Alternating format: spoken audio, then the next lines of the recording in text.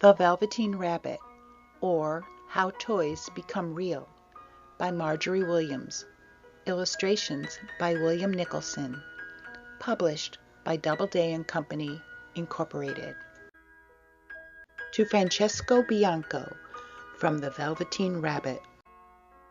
There was once a Velveteen Rabbit, and in the beginning he was really splendid. He was fat and bunchy, as a rabbit should be. His coat was spotted brown and white. He had real thread whiskers, and his ears were lined with pink sateen. On Christmas morning, when he sat wedged in the top of the boy's stocking, with a sprig of holly between his paws, the effect was charming. There were other things in the stocking, nuts and oranges, and a toy engine, and chocolate almonds, and a clockwork mouse, but the rabbit was quite the best of all. For at least 2 hours the boy loved him, and then aunts and uncles came to dinner, and there was a great rustling of tissue paper and unwrapping of parcels, and in the excitement of looking at all the new presents, the Velveteen Rabbit was forgotten. For a long time he lived in the toy cupboard or on the nursery floor, and no one thought very much about him. He was naturally shy, and being only made of velveteen, some of the more expensive toys quite snubbed him. The mechanical toys were very superior and looked down upon everyone else. They were full of modern ideas and pretended they were real. The model boat, who had lived through 2 seasons and lost most of his paint, caught the tone from them and never missed an opportunity of referring to his rigging in technical terms. The rabbit could not claim to be a model of anything, for he didn't know that real rabbits existed. He thought they were all stuffed with sawdust like himself, and he understood that sawdust was quite out of date and should never be mentioned in modern circles. Even Timothy, the jointed wooden lion, who was made by the disabled soldiers and should have had broader views, put on airs and pretended he was connected with government. Between them all, the poor little rabbit was made to feel himself very insignificant and commonplace, and the only person who was kind to him at all was the Skin Horse. The Skin Horse had lived longer in the nursery than any of the others. He was so old that his brown coat was bald in patches and showed the seams underneath, and most of the hairs in his tail had been pulled out to string bead necklaces. He was wise, for he had seen a long succession of mechanical toys arrive to boast and swagger, and by break their mainsprings and pass away. And he knew that they were only toys, and would never turn into anything else. For nursery magic is very strange and wonderful, and only those playthings that are old and wise and experienced, like the Skin Horse, understand all about it. "What is real?" asked the rabbit one day, when they were lying side by side near the nursery fender before Nana came to tidy the room. "Does it mean having things that buzz inside you and a stick-out handle?" "Real isn't how you are made," said the Skin Horse. "It's a thing that happens to you. When a child loves you for a long, long time, not just to play with, but really loves you, then you become real." "Does it hurt?" asked the rabbit. "Sometimes," said the Skin Horse, for he was always truthful. "When you are real, you don't mind being hurt." "Does it happen all at once, like being wound up?" he asked, "or bit by bit?"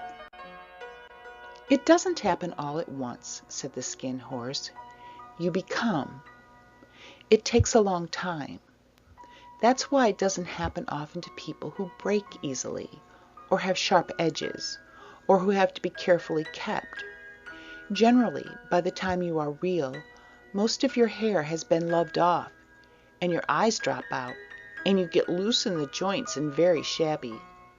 But these things don't matter at all, because once you are real, you can't be ugly, except to people who don't understand. "I suppose you are real," said the rabbit, and then he wished he had not said it, for he thought the Skin Horse might be sensitive. But the Skin Horse only smiled. "The boy's uncle made me real," he said. "That was a great many years ago. But once you are real, you can't become unreal again. It lasts for always." The rabbit sighed. He thought it would be a long time before this magic called real happened to him. He longed to become real, to know what it felt like, and yet the idea of growing shabby and losing his eyes and whiskers was rather sad. He wished that he could become it without these uncomfortable things happening to him. There was a person called Nana who ruled the nursery. Sometimes she took no notice of the playthings lying about, and sometimes, for no reason whatever, she went swooping about like a great wind and hustled them away in cupboards. She called this tidying up, and the playthings all hated it, especially the tin ones. The rabbit didn't mind it so much, for wherever he was thrown, he came down soft. One evening, when the boy was going to bed, he couldn't find the china dog that always slept with him. Nana was in a hurry, and it was too much trouble to hunt for china dogs at bedtime, so she simply looked about her, and seeing that the toy cupboard door stood open, she made a swoop. "Here," she said, "take your old bunny. He'll do to sleep with you." And she dragged the rabbit out by one ear and put him into the boy's arms. That night, and for many nights after, the Velveteen Rabbit slept in the boy's bed. At first he found it rather uncomfortable, for the boy hugged him very tight, and sometimes he rolled over on him, and sometimes he pushed him so far under the pillow that the rabbit could scarcely breathe. And he missed, too, those long moonlit hours in the nursery when all the house was silent, and his talks with the Skin Horse. But very soon he grew to like it, for the boy used to talk to him and made nice tunnels for him under the bedclothes that he said were like the burrows the real rabbits lived in. And they had splendid games together in whispers when Nana had gone away to her supper and left the nightlight burning on the mantelpiece. And when the boy dropped off to sleep, the rabbit would snuggle down close under his little warm chin and dream, with the boy's hands clasped close round him all night long. And so time went on, and the little rabbit was very happy. So happy that he never noticed how his beautiful velveteen fur was getting shabbier and shabbier, and his tail becoming unsewn, and all the pink rubbed off his nose where the boy had kissed him. Spring came, and they had long days in the garden, for wherever the boy went, the rabbit went too. He had rides in the wheelbarrow, and picnics on the grass, and lovely fairy huts built for him under the raspberry canes behind the flower border. And once, when the boy was called away suddenly to go out to tea, the rabbit was left out on the lawn until long after dusk, and Nana had to come and look for him with the candle, because the boy couldn't go to sleep unless he was there. He was wet through with the dew, and quite earthy from diving into the burrows the boy had made for him in the flower bed. And Nana grumbled as she rubbed him off with a corner of her apron. "You must have your old bunny," she said.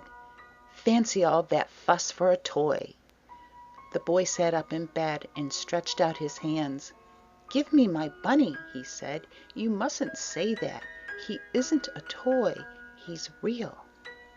When the little rabbit heard that, he was happy, for he knew that what the Skin Horse had said was true at last. The nursery magic had happened to him, and he was a toy no longer. He was real. The boy himself had said it.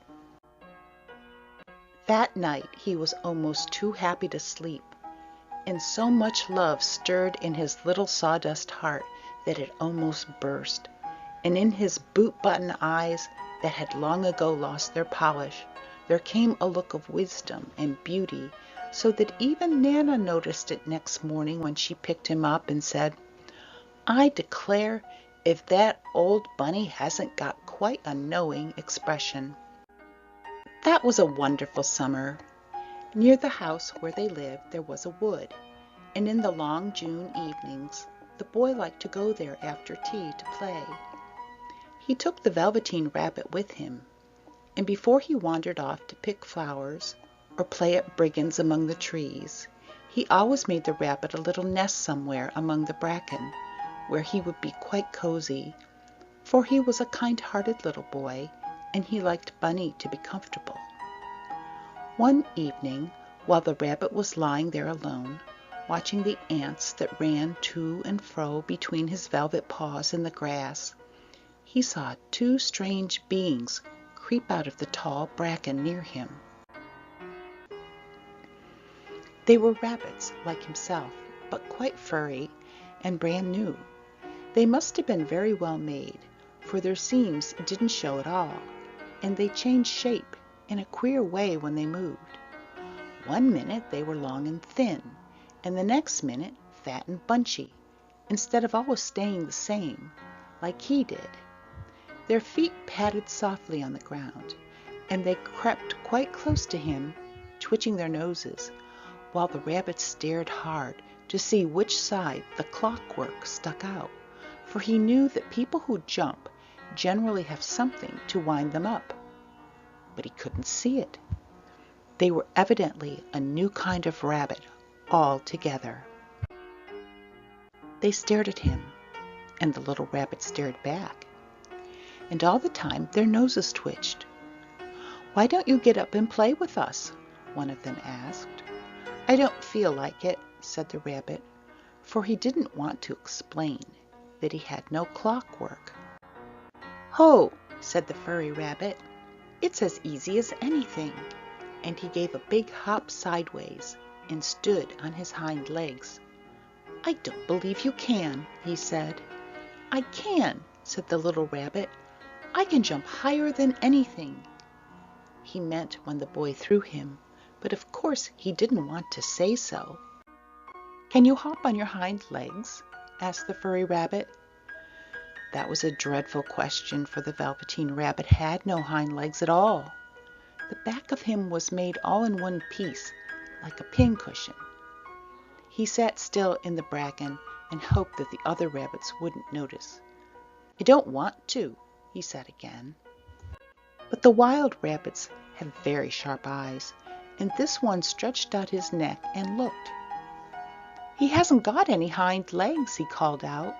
"Fancy a rabbit without any hind legs!" And he began to laugh. "I have!" cried the rabbit. "I have got hind legs. I am sitting on them." "Then stretch them out and show me like this," said the wild rabbit, and he began to whirl around and dance, till the little rabbit got quite dizzy. "I don't like dancing," he said. "I'd rather sit still." But all the while he was longing to dance, for a funny new tickly feeling ran through him, and he felt he would give anything in the world to be able to jump about like these rabbits did. The strange rabbit stopped dancing and came quite close. He came so close this time that his long whiskers brushed the Velveteen Rabbit's ear, and then he wrinkled his nose suddenly and flattened his ears and jumped backwards. "He doesn't smell right," he exclaimed. "He isn't a rabbit at all. He isn't real." "I am real," said the little rabbit. "I am real. The boy said so," and he nearly began to cry.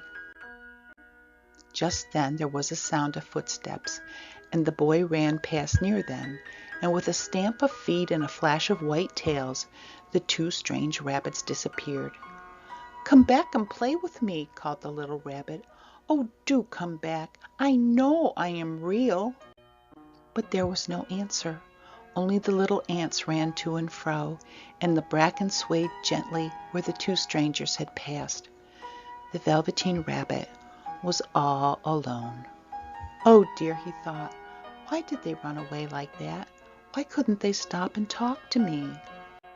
For a long time he lay very still, watching the bracken and hoping that they would come back, but they never returned, and presently the sun sank lower and the little white moths fluttered out, and the boy came and carried him home. Weeks passed, and the little rabbit grew very old and shabby, but the boy loved him just as much. He loved him so hard that he loved all his whiskers off, and the pink lining to his ears turned gray, and his brown spots faded.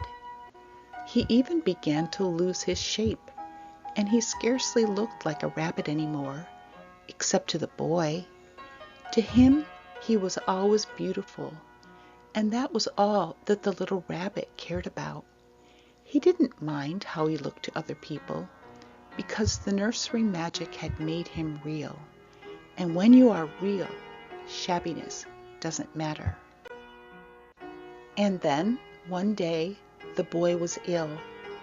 His face grew very flushed, and he talked in his sleep, and his little body was so hot that it burned the rabbit when he held him close.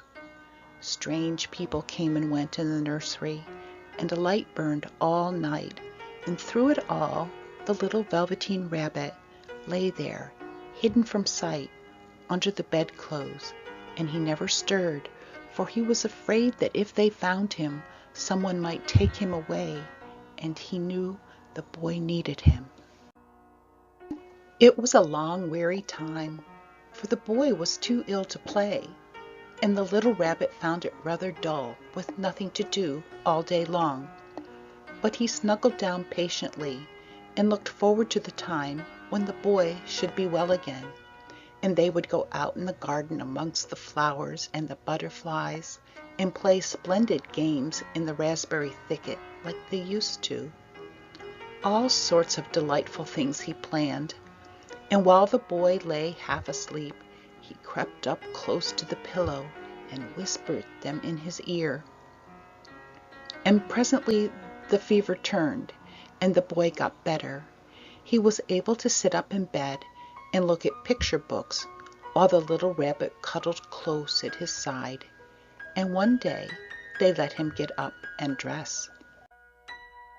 It was a bright sunny morning, and the windows stood wide open.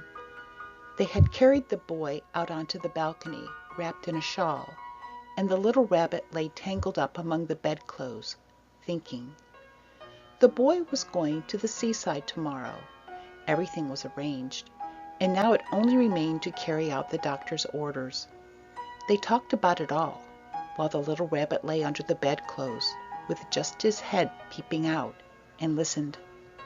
The room was to be disinfected, and all the books and toys that the boy had played with in bed must be burnt. "Hurrah!" thought the little rabbit.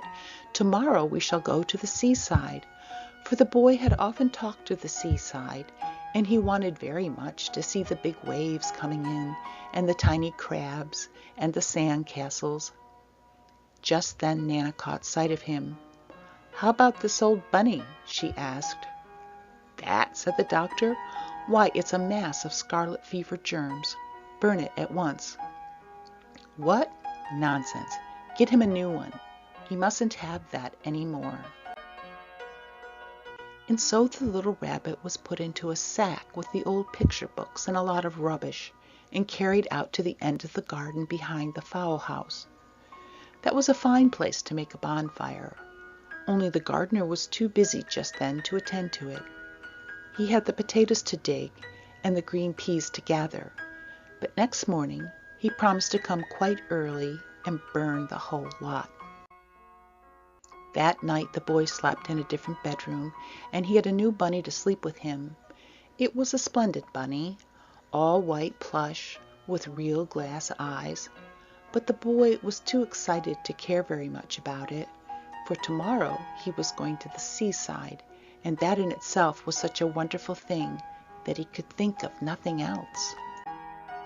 And while the boy was asleep, dreaming of the seaside, the little rabbit lay among the old picture books in the corner behind the fowl house, and he felt very lonely. The sack had been left untied, and so by wriggling a bit, he was able to get his head through the opening and look out.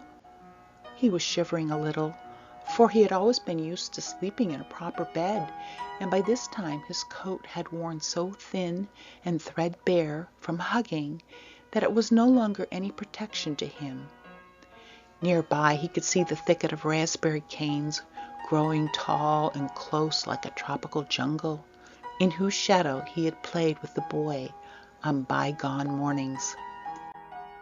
He thought of those long sunlit hours in the garden, how happy they were, and a great sadness came over him.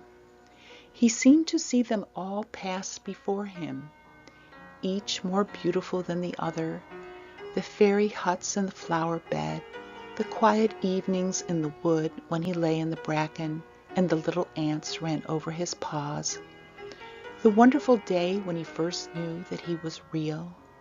He thought of the skin horse, so wise and gentle, and all that he had told him, and of what use was it to be loved and lose one's beauty and become real if it all ended like this?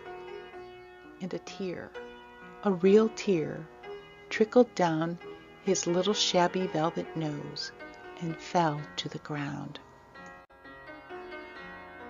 And then a strange thing happened, for where the tear had fallen, a flower grew out of the ground, a mysterious flower, not at all like any that grew in the garden.